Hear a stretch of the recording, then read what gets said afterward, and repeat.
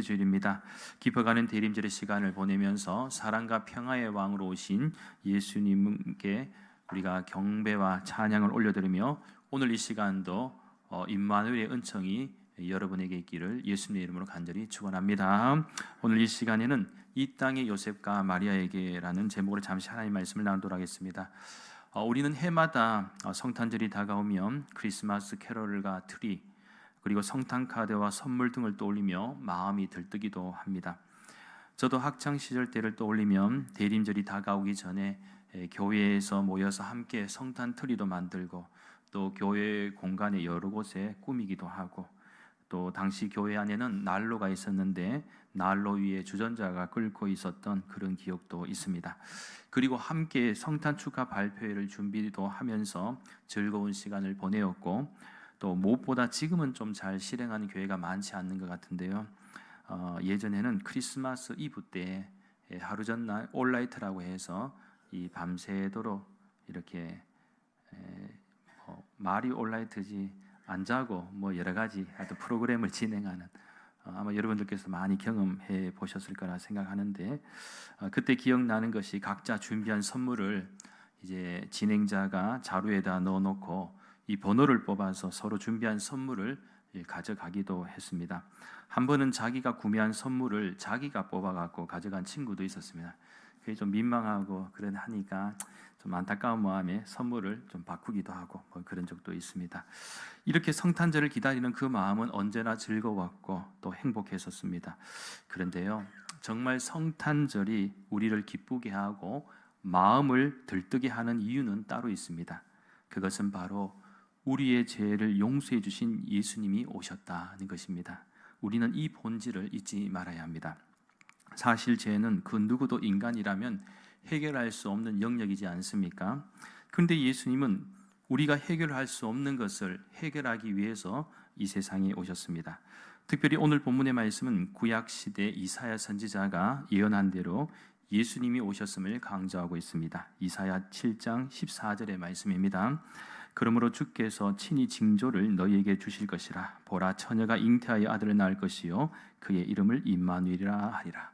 임마누엘은 여러분이 잘 아시는 바와 같이 하나님이 우리와 함께 계시다, 함께 하신다라는 뜻을 가지고 있습니다. 그런데 여기서 우리가 잠시만 좀 살펴볼 중요한 신학적 관점이 있는데요. 그것은 이사야 7장 14절과 조금 전 읽었던 이사야 7장 14절과 오늘 본문 말씀 가운데 한 부분인 이 마태복음 1장 23절의 상관관계입니다. 그러니까 마태복음의 말씀에 의하면 그 예언이 성취된 것 같습니다. 그런데 21절 말씀에 의하면 조금 궁금한 점이 생깁니다. 그것은 23절은 이사야를 통해서 주신 예언의 말씀으로 장차 아들을 낳으면 그 이름을 임마누엘이라고 부르라는 것인데 21절의 말씀에 의하면 천사를 통해 요셉에게 전해준 이름은 예수라고 이름 지으라는 것입니다. 구약의 예언의 말씀대로 하면 우리가 예수가 아니라 임마누엘이 되어야 합니다. 즉 예수가 아니라 임마누엘이 되어야 하는데 그렇다면 이는 마치 앞뒤가 맞지 않는 내용처럼 보일지도 모릅니다. 그럼에도 불구하고 이 마태복음의 저자인 마태는 임마누엘이라는 이름과 또 예수라는 이름을 예언의 성취라는 취지에서 동일선상에 올려놓습니다. 그렇다면 왜 그랬을까요? 마태가 기록 과정에서 실수를 한 것일까요? 그런데 절대 그렇지 않습니다. 이것은 마태의 실수라기보다는 마태가 분명한 의도를 갖고 기록한 것이다 라고 볼 수 있습니다. 그러면 마태가 왜 이렇게 하였을까 하는 의문이 생깁니다. 이유는 간단합니다. 당시의 유대인들을 위해서입니다. 마태복음은 유대인들을 대상으로 가장 큰 복음의 포인트가 맞춰져 있습니다. 그리고 중요한 것은 예수라는 이름에 담긴 의미입니다. 원래 사람은 이름을 중요하게 생각하죠. 그래서 아이를 출산하는 분들 가운데도 우리 아이의 이름을 어떻게 지을까를 참 많이 고민하지 않습니까? 그래서 지금 여러분들이 가지고 있는 여러분의 이름은 그냥 단순한 의미에서 지어진 이름이 아니라 여러분의 부모님이 너무너무 고민하고 또 생각을 많이 하고 지은 이름이다. 심지어는 본인들이 이름 짓기가 어려울 때는 할아버지, 어르신들한테도 아니면 주변에 그렇게 또 부탁을 해서 이름을 짓기도 합니다. 참고로 인류 역사상 가장 이름을 잘 짓고 많이 지은 인물은 바로 아담입니다. 아담은 정말 머리가 천재였습니다. 구약 성경 창세기 2장 19절 말씀입니다. 여호와 하나님이 흙으로 각종 들짐승과 공중의 각종 새를 지으시고 아담이 무엇이라고 부르나 보시려고 그것들을 그에게로 이끌어 가시니 아담이 각 생물을 부르는 것이 곧 그 이름이 되었더라. 이 말씀에 의하면 하나님은 아담이 이름을 어떻게 짓는지 보셨다는 것이죠. 그리고 이렇게 짐승들 다 이렇게 줄 때마다 이 생물에게 이름을 지어주는데 이게 그냥 이름 팍팍 짓는다는 것이 보통 머리로 되는 것이 아니라는 것이죠. 그런데 그것이 곧 이름이 되었다. 아담이 짓는 대로 이름이 되었다. 그러고 보면 정말 곰은 곰 같고 사자는 사자 같습니다. 그런데 요즘에는 반려동물의 이름을 사람의 이름과 같이 짓는 경우도 많습니다. 아무래도 이제는 가족과 같은 개념으로 이해하니까 그렇게 짓지 않는가 생각해 봅니다. 아무튼 이름은 중요하기에 참 이름을 짓고 나면 일생 동안 그 사람과 같이 한다는 것. 그리고 사람에 따라서는 죽은 후에도 그 이름이 역사에 남습니다. 그래서 이름을 지을 때는 신중을 기하죠. 부르기도 쉬워야 하고 쓰기도 쉬워야 합니다. 또한 개성을 살려야 하고 뜻이 좋아야 합니다. 심지어는 기네스북에 기록된 이름이요 161자가 있습니다. 제가 옮겨 놀라니까 도저히 못 옮기겠더라고요. 161자 부를 때마다 얼마나 힘들겠습니까? 그렇죠? 기억도 못할 것 같아요. 세상에는 별난 사람들이 많이 있습니다.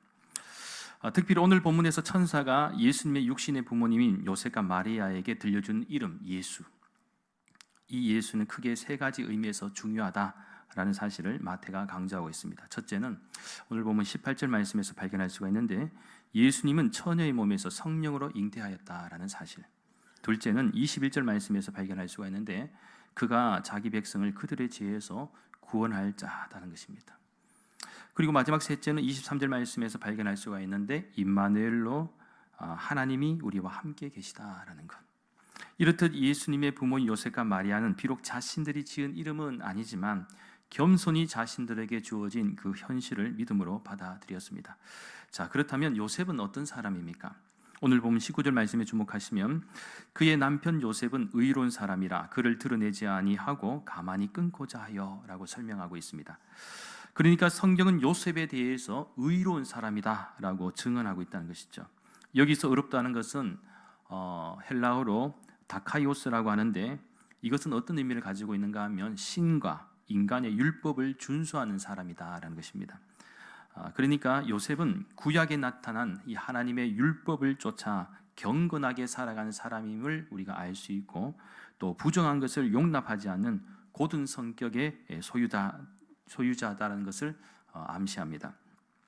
하지만 뒤의 설명을 보면 당시 요셉의 복잡한 심정을 잘 표현하고 있습니다. 그를 드러내지 아니하고 가만히 끊고자 하여. 여기서 우리는 이렇게 올곧은 요셉의 성품인데 마리아의 잉태 소식을 접하고는 마리아가 혼의 관계로 인해서 잉태한 것으로 인식하고 그녀와의 약혼 관계를 끊으려 했음을 알 수가 있습니다.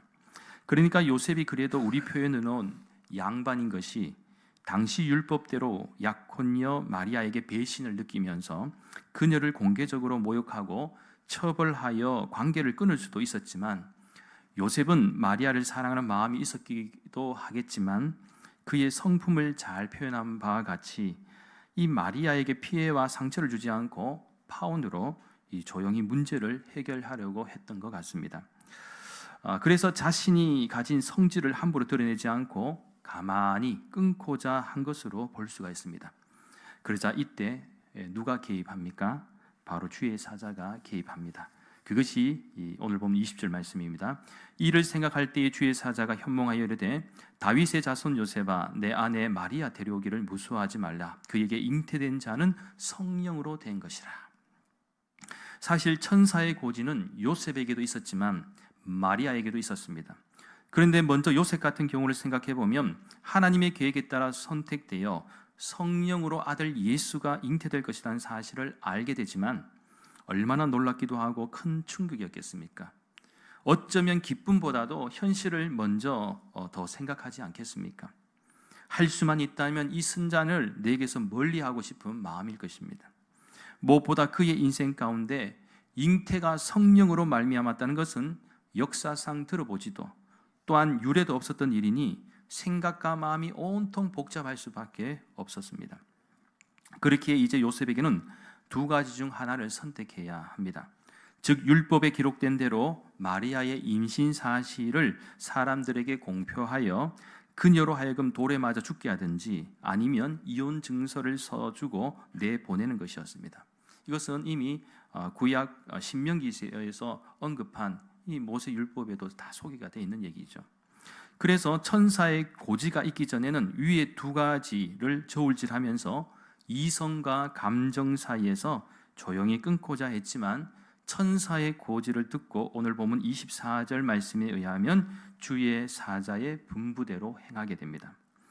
그러니까 하나님의 계시대로 순종하였다라는 사실이죠.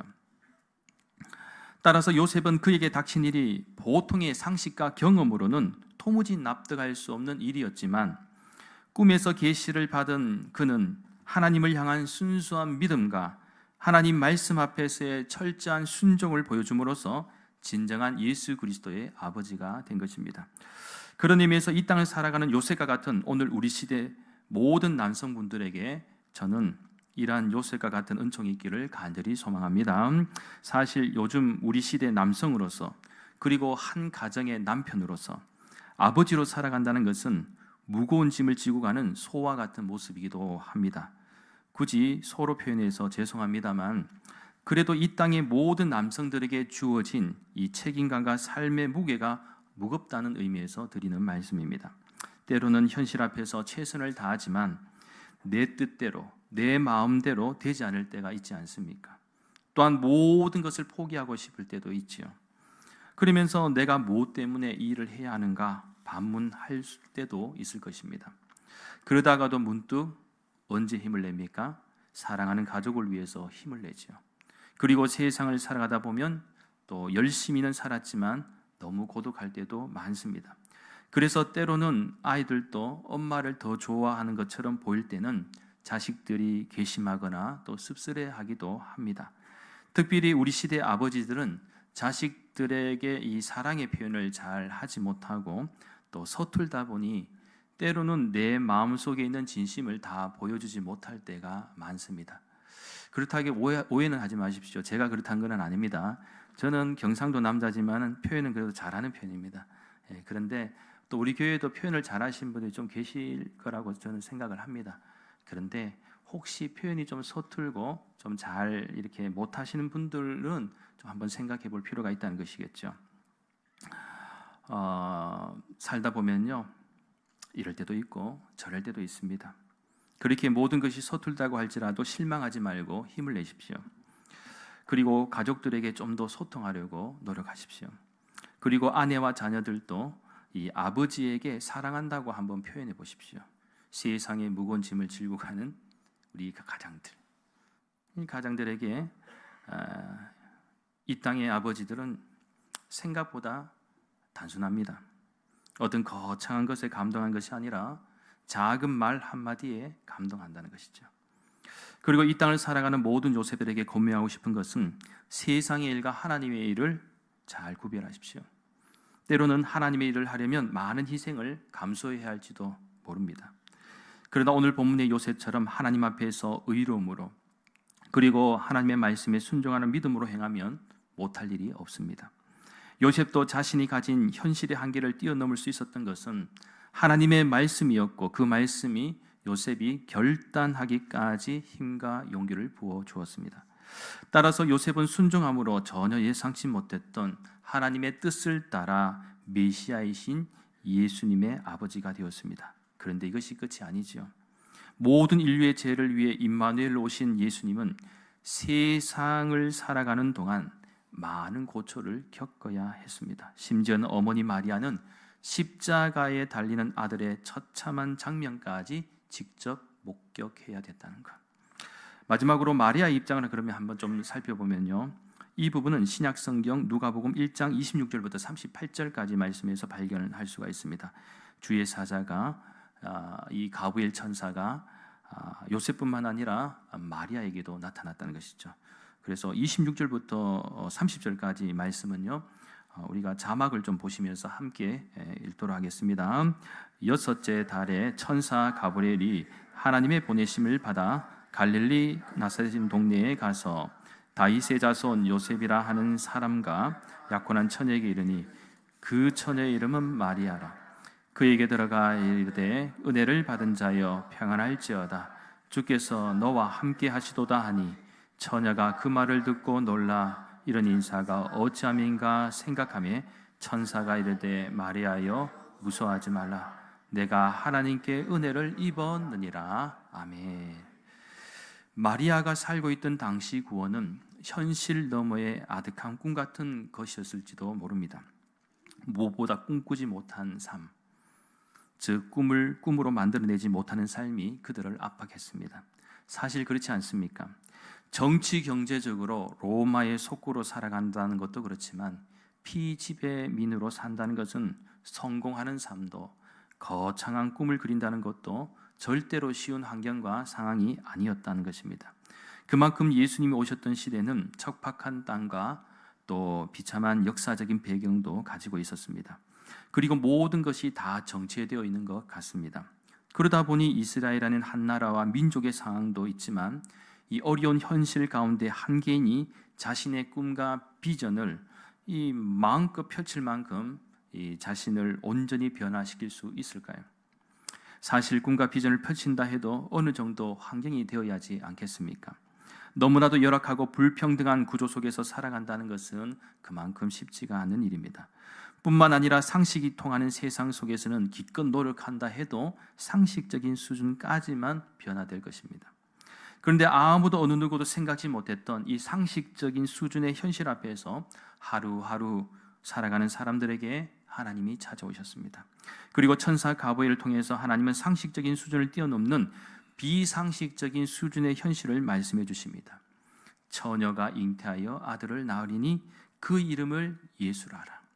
그러면서 여기서 끝나는 것이 아니라 마리아에게 이러한 사실이 너는 은혜를 받은 자다, 은혜를 받은 사람이다 라고 말씀하십니다.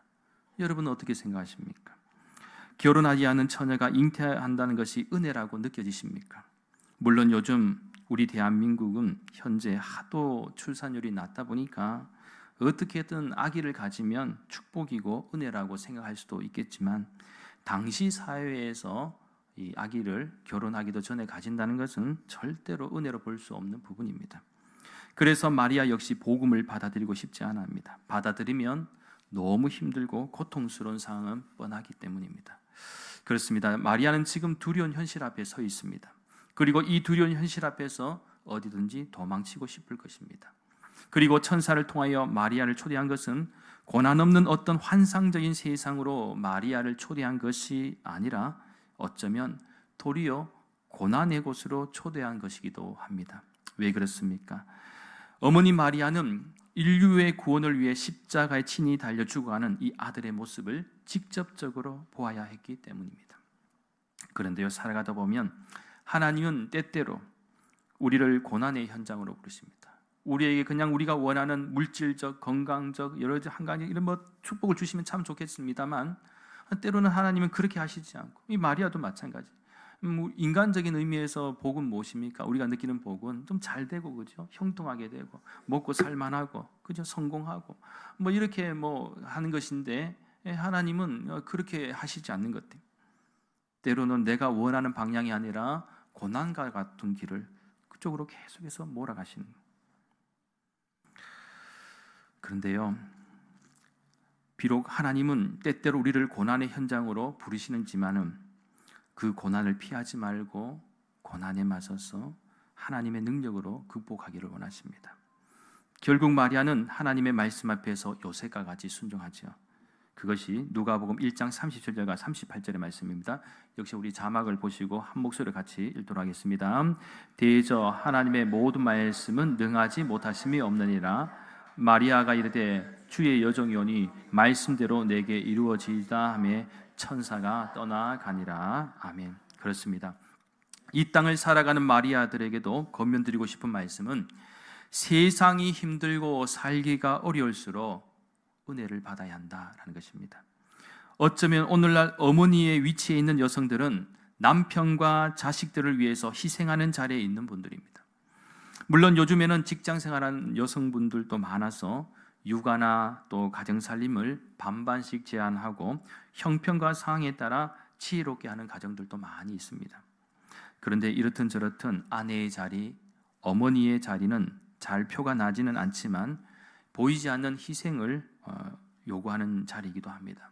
그래서 이 땅의 요셉들은 절대로 아내를 무시해서도 안 되고 존중하고 사랑해야 합니다. 때로는 마음의 표현도 하고 위로도 해야 합니다. 여자는 사랑을 먹고 삽니다. 그리고 특별히 이 땅의 요셉과 마리아들이 기억해야 할 중요한 관점은 우리 안에 어떤 문제와 위기의 순간이 있을 때 하나님은 내가 어디에 있는지 아신다는 것과 내가 무엇을 하는지 알고 계신다라는 사실입니다. 그렇게 우리 교회도 보이지 않는 곳에서 여러 모양으로 수고하시는 분들이 참 많이 계시죠. 얼마나 고맙고 감사한지 모릅니다. 그런데 하나님은 다 아십니다.